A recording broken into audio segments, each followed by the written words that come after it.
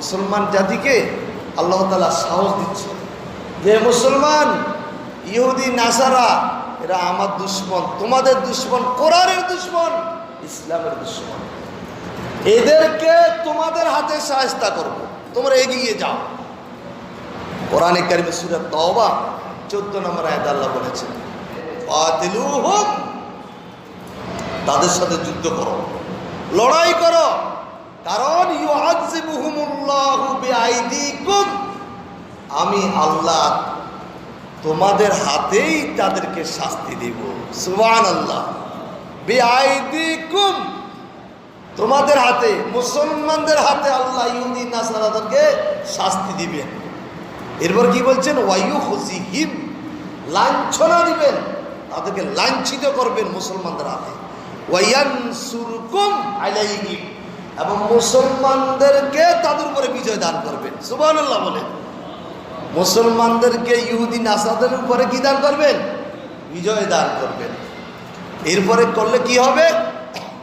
ওয়াইয়াশফি সুদুরা কওমি মুমিনিন, এতে মুসলমানদের আত্মা শান্ত হয়ে যাবে, মুসলমান খুশি হয়ে যাবে।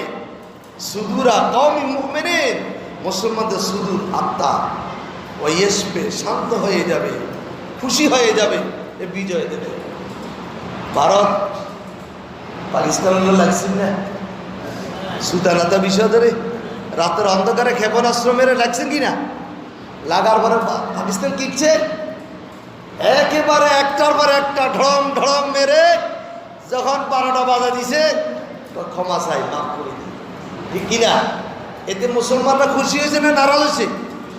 তাম বিশ্ব মুসলমান কব পাইছে একটা পারমাণবিক অস্ত্রধর পাকিস্তান, ইহুদির মতো একটি রাষ্ট্র যে ভারত, তাকে শায়েস্তা করতে সক্ষম হয়েছে, এতে মুসলমান খুশি হয়ে গেছে।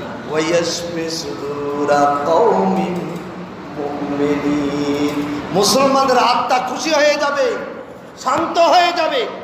এরপরে আসেন, তেল আবিব হচ্ছে ইসরায়েলের সবচেয়ে কি বড় শহর, একেবারে সব জায়গাগুলোকে ইরান তছনছ করে দিয়েছে। বলেন আলহামদুলিল্লাহ।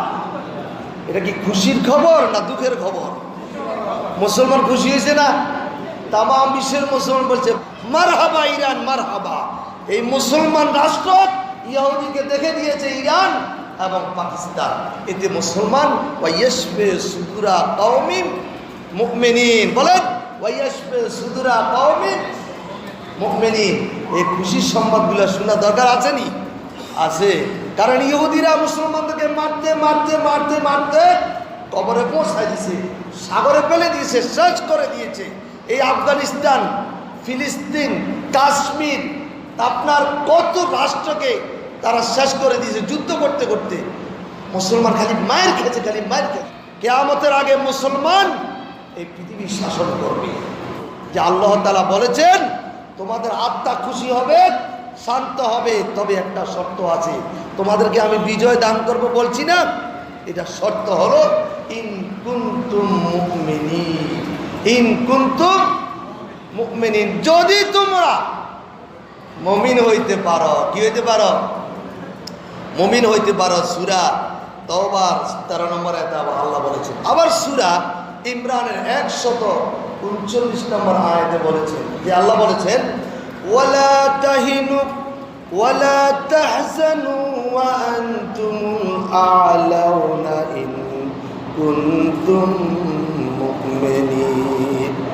ও মুমিনেরা, তোমাদের কোনো ভয় নাই, তোমাদের কোনো চিন্তা নাই, তোমাদের কোনো গম্ভীর নাই, কোনো পেরেশানি নাই, তোমরা এই থাকবে উচ্চাসনে, তবে শর্ত একটি আছে, ইন কুনতুম মুমিনিন,